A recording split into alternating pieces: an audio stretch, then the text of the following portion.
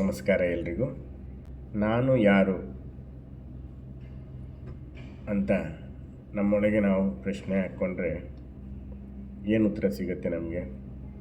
ನಾನೊಬ್ಬ ಗಂಡಸು, ನಾನೊಬ್ಬ ಹೆಂಗಸು, ಅಥವಾ ನಾನು ಇಂಥವರ ಮಗ, ಅಥವಾ ನಾನು ಓದಿರುವಂಥ ಡಿಗ್ರಿಗಳು ಡಾಕ್ಟ್ರು, ಇಂಜಿನಿಯರು, ವ್ಯಾಪಾರಸ್ಥನು, ಕೂಲಿ ಕಾರ್ಮಿಕನು, ಅಥವಾ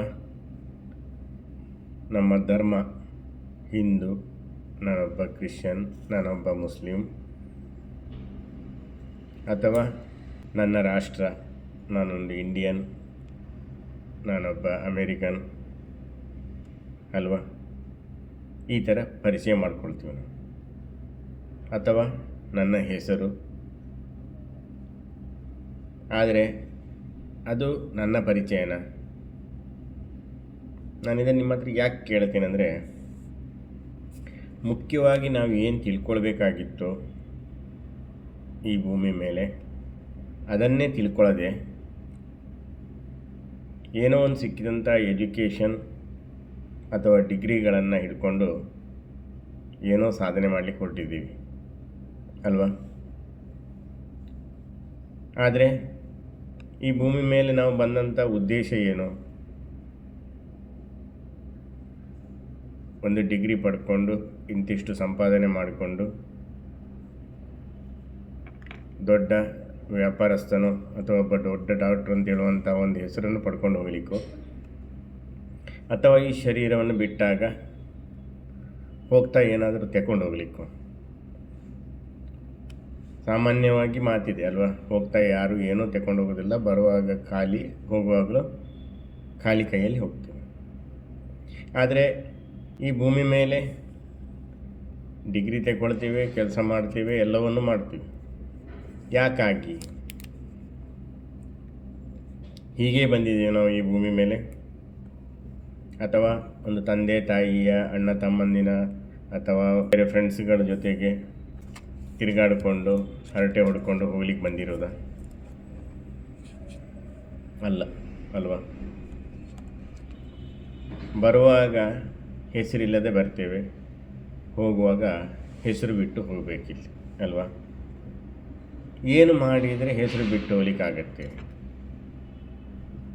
ಬೆಳಿಗ್ಗೆ ಎದ್ದೆ, ಕೆಲಸಕ್ಕೆ ಹೋದೆ, ಸಂಪಾದನೆ ಮಾಡ್ಕೊಂಡು ಬಂದೆ, ಇಚ್ಛೆ ಪಟ್ಟದ್ದನ್ನು ತಿಂದೆ, ಮನೆ ಮಠನ ಮಾಡಿಕೊಂಡೆ, ಇಷ್ಟೆಲ್ಲ ಮಾಡಿದ ಕೂಡಲೇ ನಮ್ಮ ಜೀವನ ಮುಗೀತಾ? ಎಲ್ಲರೂ ಒಂದಲ್ಲ ಒಂದಿನ ಹೋಗೋದೆ. ಆದರೆ ಹೋಗ್ತಾ ಏನಾದರೂ ತಗೊಂಡು ಹೋಗಬೇಕು, ಮತ್ತು ಏನಾದರೂ ಬಿಟ್ಟು ಹೋಗಬೇಕು. ಏನು ತಗೊಂಡು ಹೋಗ್ಲಿಕ್ಕೆ ಸಾಧ್ಯತೆ ಇದೆ ಇಲ್ಲಿ ಈ ಭೂಮಿ ಮೇಲೆ? ಏನಾದರೂ ಇಲ್ಲಿ ಮಾಡಿದ್ದನ್ನು ತಗೊಂಡು ಹೋಗ್ಲಿಕ್ಕೆ ಸಾಧ್ಯತೆ ಇದೆಯಾ? ಇಲ್ಲ. ಆದರೆ ಒಂದು ಸಾಧ್ಯ ಇದೆ. ಯಾವುದು? ಮಾಡಿದಂಥ ಪುಣ್ಯ ಕೆಲಸದ ಅದರ ಪುಣ್ಯವನ್ನು ನಾವು ತಗೊಂಡು ಹೋಗ್ಲಿಕ್ಕೆ ಸಾಧ್ಯತೆ ಇದೆ ಅಲ್ವಾ? ಹಾಗಾದರೆ ನಾವು ಇವತ್ತು ತಿಳ್ಕೊಳ್ಳುವ, ನಾನು ಯಾರು, ಯಾಕೆ ಬಂದೆ ಅಲ್ವಾ? ಈಗ ನಿಮ್ಮ ಹತ್ರ ಕೇಳಿದರೆ ಹೆಚ್ಚಿನವ್ರು ಹೇಳೋದು, ನಾನು ಗಂಡಸು ಅಥವಾ ಹೆಂಗಸು, ಅಥವಾ ನನ್ನ ಹೆಸರು, ನನ್ನ ತಂದೆ ತಾಯಿಯ ಹೆಸರು, ಅಥವಾ ನಾನು ಪಡ್ಕೊಂಡಂಥ ಡಿಗ್ರಿ ಅಲ್ವಾ? ಆದರೆ ಅದು ನಿಜ ಪರಿಚಯನ ನಂದು? ಅದು ಈ ಶರೀರದ ಪರಿಚಯ.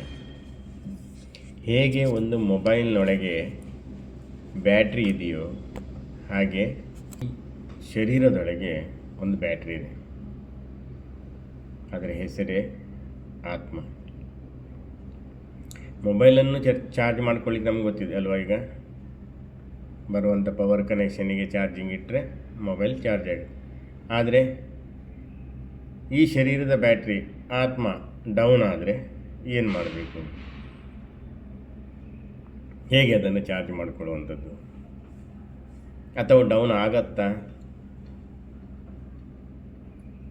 ಡೌನ್ ಆದದ್ದು ಪ್ರತಿಯೊಬ್ಬರಿಗೂ ಗೊತ್ತಾಗ್ತಾ ಇದೆ. ಯಾಕೆ ಹೇಳಿ? ಸುಖ ಮತ್ತು ದುಃಖನ ಅನುಭವವನ್ನು ಮಾಡ್ತಾ ಇರ್ತೀವಿ ನಾವು. ಸುಖ ದುಃಖದ ಅನುಭವವೇ ಈ ಆತ್ಮದ ಬ್ಯಾಟ್ರಿ ಅಪ್ ಆ್ಯಂಡ್ ಡೌನ್. ಹಾಗಂತ ಬರೀ ಸುಖವನ್ನೇ ಅನುಭವಿಸ್ಲಿಕ್ಕೆ ಬಂದವರು ನಾವಿಲ್ಲಿ? ದುಃಖ ಇಲ್ಲ ಅಂದರೆ ಸುಖದ ವ್ಯಾಲ್ಯೂ ಗೊತ್ತಾಗತ್ತೆ ನಮಗೆ. ಸುಖ ಮತ್ತು ದುಃಖ ಅಂತ ಹೇಳುವಂಥದ್ದು ಒಂದೇ ನಾಣ್ಯದ ಎರಡು ಮುಖಗಳು ಇದ್ದಾಗೆ.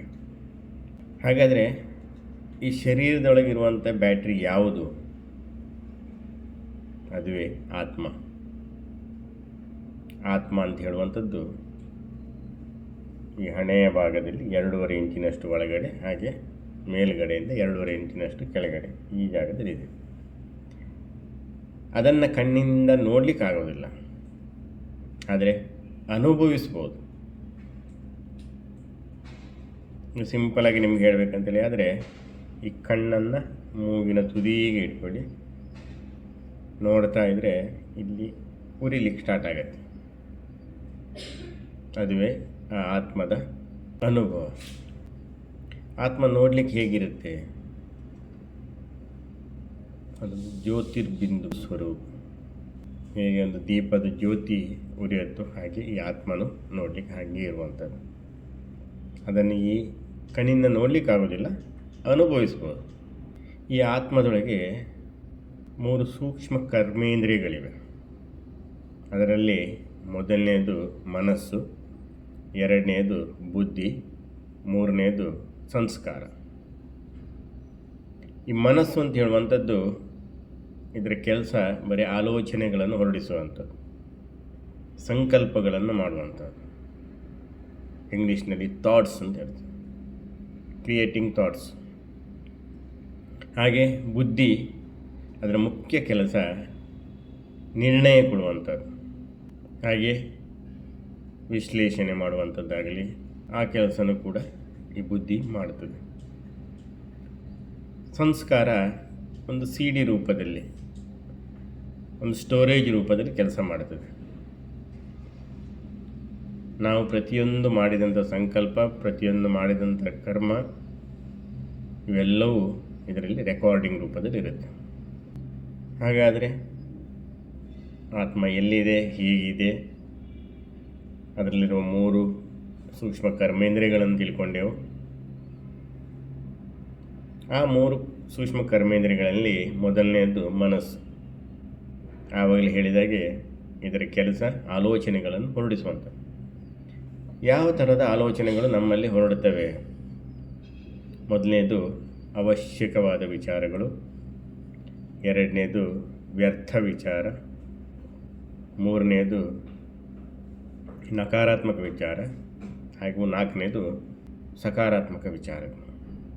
ಅದರಲ್ಲಿ ವ್ಯರ್ಥ ವಿಚಾರ ಯಾವುದೆಲ್ಲ? ಅನಗತ್ಯವಾಗಿರುವಂಥ, ಅವರು ಏನು ಮಾಡಿದರು, ಇವರು ಏನು ಮಾಡಿದರು, ಅದು ಹೇಗೆ, ಇದು ಹೇಗೆ. ಅಗತ್ಯ ಇದೆಯೋ ಅದೆಲ್ಲ ಅವಶ್ಯಕ ಇಲ್ಲ. ಹಾಗಾದರೆ ಅವಶ್ಯಕ ವಿಚಾರಗಳು ಯಾವುದು? ನಮ್ಮ ದಿನನಿತ್ಯದ ಕಾರ್ಯಾಚರಣೆಗಳಲ್ಲಿ ತಿನ್ನುವುದು, ಕುಡಿಯುವುದು, ಸ್ನಾನ ಅಥವಾ ಕೆಲಸ ಕಾರ್ಯಗಳು, ಇವೆಲ್ಲವೂ ಅವಶ್ಯಕ ವಿಚಾರಗಳಲ್ಲಿ ಬರುತ್ತೆ. ನಕಾರಾತ್ಮಕ ಯಾವುದು?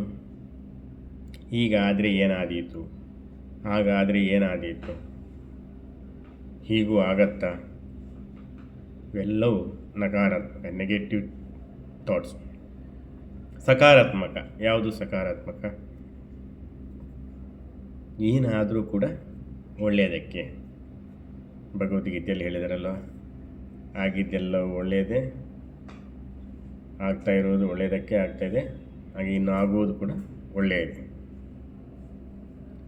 ಹಾಗಾದರೆ ನಾವು ಯಾವ ರೀತಿಯ ಆಲೋಚನೆಗಳನ್ನು ಮಾಡಬೇಕು? ಇದು ನಮ್ಮ ಕೈಯಲ್ಲಿದೆಯಾ? ಖಂಡಿತವಾಗಿಯೂ ನಮ್ಮ ಕೈಯಲ್ಲಿದೆ. ಇದನ್ನು ಹೇಗೆ ಮಾಡಿಕೊಳ್ಬೇಕು? ನಮ್ಮ ವಾತಾವರಣ, ನಮ್ಮ ಸಂಘಗಳು, ಹಾಗೂ ನಾವು ಓದುವಂಥದ್ದಾಗಲಿ ಕೇಳುವಂಥದ್ದಾಗಲಿ ಇವೆಲ್ಲವೂ ಕೂಡ ಸಕಾರಾತ್ಮಕವಾದಾಗ ನಮ್ಮ ಆಲೋಚನೆಗಳು ಕೂಡ ಸಕಾರಾತ್ಮಕ ಆಗುತ್ತೆ. ಇನ್ನು ಎರಡನೇದು ಸೂಕ್ಷ್ಮ ಕರ್ಮೇಂದ್ರ, ನಾನು ಆವಾಗಲೇ ಹೇಳಿದಾಗೆ ಬುದ್ಧಿ. ಇದರ ಮುಖ್ಯವಾದ ಕೆಲಸ ವಿಚಾರಗಳನ್ನು ಹೊರಡಿಸುವಂಥದ್ದು. ಅದು ಮಾತ್ರವಲ್ಲದೆ ವಿವೇಚನೆ ಮಾಡುವಂಥದ್ದು, ಪರಿಶೀಲನೆ ಮಾಡುವಂಥದ್ದು, ಅರ್ಥೈಸುವುದು, ನಿರ್ಧರಿಸುವುದು, ವಿಶ್ಲೇಷಣೆ ಮಾಡುವಂಥದ್ದು, ಲೆಕ್ಕಾಚಾರ ಮಾಡುವಂಥದ್ದು, ಆಯ್ಕೆ ಮಾಡುವಂಥದ್ದು, ಇವೆಲ್ಲವೂ ಬುದ್ಧಿಯು ಮಾಡುತ್ತೆ. ಬುದ್ಧಿಯ ಬಗ್ಗೆ ತಿಳ್ಕೊಂಡೆವು. ಇನ್ನು ನೆಕ್ಸ್ಟ್ ಸಂಸ್ಕಾರ. ಏನಿದು ಸಂಸ್ಕಾರ? ನಾವು ದಿನನಿತ್ಯದಲ್ಲಿ ಮಾಡುವಂಥ ಕರ್ಮಗಳು, ಆ ಸಂಕಲ್ಪದಿಂದ ಹಿಡ್ಕೊಂಡು ಯಾವುದೇ ಕೆಲಸ ಇರಲಿ ಕರ್ಮ ಅಂತ ಹೇಳ್ತೀವಿ. ಪ್ರತಿಯೊಂದು ಕರ್ಮನೂ ರೆಕಾರ್ಡಿಂಗ್ ಆಗತ್ತೆ. ಹೇಳ್ತಾರೆ ಎಲ್ಲವೂ ಪರಮಾತ್ಮ ನೋಡ್ತಾ ಇದ್ದಾನೆ ಅಂತೇಳಿ. ಮಧ್ಯದಲ್ಲಿ ಒಂದು ಚಿತ್ರಗುಪ್ತ ಅಂತಂದು ಹೇಳ್ತೀವಿ ನಾವು. ಏನಿದು ಚಿತ್ರಗುಪ್ತ? ಗುಪ್ತವಾಗಿರುವಂಥ ಚಿತ್ರ ಯಾವುದು? ನಾವು ಮಾಡಿದಂಥ ಕೆಲಸದ ರೆಕಾರ್ಡಿಂಗ್ಗಳು. ಹಾಗಾದರೆ ಈ ಸಂಸ್ಕಾರ ಏನು ಮಾಡ್ತದೆ? ಎಲ್ಲಿಂದ ಬಂದಿರ್ತದೆ? 5 ರೂಪದಲ್ಲಿ ಇದರಲ್ಲಿ ಸ್ಟೋರೇಜ್ ಆಗುತ್ತೆ. ಒಂದು, ಪೋಷಕರಿಂದ ಪಡ್ಕೊಂಡಂತಹದ್ದು. 2ನೇದು ಸಂಘಗಳಿಂದ ಪಡ್ಕೊಂಡಂಥದ್ದು. 3ನೇದು ವರ್ತಮಾನದಲ್ಲಿ ಮಾಡ್ತಾ ಇರುವಂಥದ್ದು. 4ನೇದು ಅವಿನಾಶಿಯಾಗಿ ಬರುವಾಗಲೇ ತಗೊಂಡು ಬಂದಿರುವಂಥದ್ದು. ಹಾಗೆ 5ನೇದು ಪೂರ್ವ ಜನ್ಮದಿಂದ ಪಡ್ಕೊಂಡಂಥದ್ದು. ಈ 5 ಫೈಲ್ಗಳಲ್ಲಿ ಸಂಸ್ಕಾರದಲ್ಲಿ ರೆಕಾರ್ಡಿಂಗ್ ಆಗಿರುತ್ತೆ. ಹಾಗಾದರೆ ಈ ಸಂಸ್ಕಾರದಲ್ಲಿ ಏನೆಲ್ಲ ಇರುತ್ತೆ? ಸ್ಮೃತಿ, ನಮ್ಮ ಸ್ವಭಾವ, ನಮ್ಮ ಪ್ರವೃತ್ತಿ, ನಮ್ಮ ವಿಶೇಷತೆಗಳು, ನಮ್ಮ ಗುಣಲಕ್ಷಣಗಳು ಇವೆಲ್ಲವೂ ಈ ಸಂಸ್ಕಾರದಲ್ಲಿ ರೆಕಾರ್ಡಿಂಗ್ ರೂಪದಲ್ಲಿ ಇರುತ್ತೆ. ಹಾಗಾದರೆ ಆತ್ಮ ಏನಂತ ತಿಳ್ಕೊಂಡೆವು? ಆತ್ಮ ಹೇಗಿರ್ತದೆ ಅಂತ ತಿಳ್ಕೊಂಡೆವು. ಅದರಲ್ಲಿರುವಂಥ 3 ಸೂಕ್ಷ್ಮ ಕರ್ಮೇಂದ್ರಿಯಗಳನ್ನು ತಿಳ್ಕೊಂಡೆವು. ಅದರ ಕೆಲಸಗಳನ್ನು ತಿಳ್ಕೊಂಡೆವು. ಆತ್ಮದ ಲಕ್ಷಣಗಳ ಬಗ್ಗೆ ತಿಳ್ಕೊಳ್ಳೋಣ. ಈಗ ನಿಮ್ಮ ಹತ್ರ ಕೇಳಿದರೆ, ನಾನು ಜೀವನದಲ್ಲಿ ನಿಮಗೆ ಏನು ಬೇಕು ಅಂತ ಕೇಳಿದರೆ ಏನು ಹೇಳ್ತೀರಾ? ಪ್ರತಿಯೊಬ್ಬರ ಉತ್ತರ ಏನಾಗಿರ್ತದೆ? ಈಗ ಕಲಿಯುಗದಲ್ಲಿ ಮೊದಲನೇ ಉತ್ತರನೇ ಹಣ ಅಲ್ವಾ? ಆದರೆ ಹಣ ಒಂದಿದ್ದರೆ ಎಲ್ಲವೂ ಸಂಪಾದನೆ ಮಾಡ್ಕೊಳ್ಳಿಕ್ಕೆ ಸಾಧ್ಯತೆ ಇದೆಯಾ? ಹಣ ಒಂದಿದ್ದರೆ ಸಾಕ ನಮಗೆ? ಅದು ಬಿಟ್ಟರೆ ಬೇರೆ ಏನು ಕೇಳ್ತಾರೆ? ಸುಖ, ಶಾಂತಿ, ನೆಮ್ಮದಿ, ಹೌದಾ? ಯಾಕಿರ್ಬೋದು ಪ್ರತಿಯೊಬ್ಬರೂ ಕೂಡ ಇದನ್ನೇ ಕೇಳ್ತಾರೆ? ಯಾಕಂದರೆ ಈ ಆತ್ಮದ ಮುಖ್ಯ ಲಕ್ಷಣಗಳೇ ಅವು. ಸುಖ, ಶಾಂತಿ, ಆನಂದ, ಪವಿತ್ರತೆ, ಪ್ರೀತಿ, ಜ್ಞಾನ ಹಾಗೂ ಶಕ್ತಿ. ನೋಡಿ, ನಿಮ್ಮನ್ನೇ ನೀವು ಕೇಳ್ಕೊಳ್ಳಿ. ಈ 7 ಗುಣಗಳಲ್ಲೇ ನಾವು ಪ್ರತಿಯೊಂದು ದಿನದಲ್ಲಿ ನಮ್ಮಷ್ಟಕ್ಕೆ ನಾವು ಹೇಳ್ಕೊಳ್ಳೋದು, ನನಗೆ ಸುಖ ಬೇಕು, ನನಗೆ ಶಾಂತಿ ಬೇಕು, ನನಗೆ ಆನಂದ ಬೇಕು, ಪವಿತ್ರನಾಗಿರಬೇಕು ನಾನು, ಅಥವಾ ಬೇರೆಯವರು ಪವಿತ್ರರಾಗಿರಬೇಕು, ಪ್ರತಿಯೊಬ್ಬರು ನನ್ನನ್ನು ಪ್ರೀತಿಸಬೇಕು, ಎಲ್ಲದರ ಬಗ್ಗೆ ಜ್ಞಾನವನ್ನು ಪಡ್ಕೊಳ್ಬೇಕು, ಹಾಗೂ ಏನೇ ಕೆಲಸ ಮಾಡಲಿಕ್ಕೆ ಅಥವಾ ಏನನ್ನಾದರೂ ಎದುರಿಸಲಿಕ್ಕೆ ಕೂಡ ನನಗೆ ಶಕ್ತಿ ಬೇಕು ಅಂತೇಳಿ ಭಗವಂತನ ಹತ್ರ ನಾವು ಪ್ರಾರ್ಥನೆ ಮಾಡೋದು ಇವನ್ನೇ ಅಲ್ವಾ? ಯಾಕೆ ಕೇಳ್ತಾ ಇದ್ದಾರೆ ಅಂದರೆ, ಆ ಆತ್ಮನ ಮುಖ್ಯ ಗುಣಗಳೇ ಇದೇ 7: ಸುಖ, ಶಾಂತಿ, ಆನಂದ, ಪವಿತ್ರತೆ, ಪ್ರೀತಿ, ಜ್ಞಾನ ಹಾಗೂ ಶಕ್ತಿ. ಆತ್ಮ ಎಲ್ಲಿಂದ ಬರುತ್ತೆ? ಹೇಗೆ ಬರುತ್ತೆ? ಯಾಕೆ ಬರುತ್ತೆ? ಇವೆಲ್ಲವನ್ನು ಮುಂದಿನ ವಿಡಿಯೋಗಳಲ್ಲಿ ತಿಳ್ಕೊಳ್ಳೋಣ. ಹೆಚ್ಚಿನ ಬಗ್ಗೆ ತಿಳ್ಕೊಳ್ಳಿಕ್ಕೋಸ್ಕರ ಈ ಚಾನಲನ್ನು ಸಬ್ಸ್ಕ್ರೈಬ್ ಮಾಡಿ, ಲೈಕ್ ಮಾಡಿ. Thank you very much.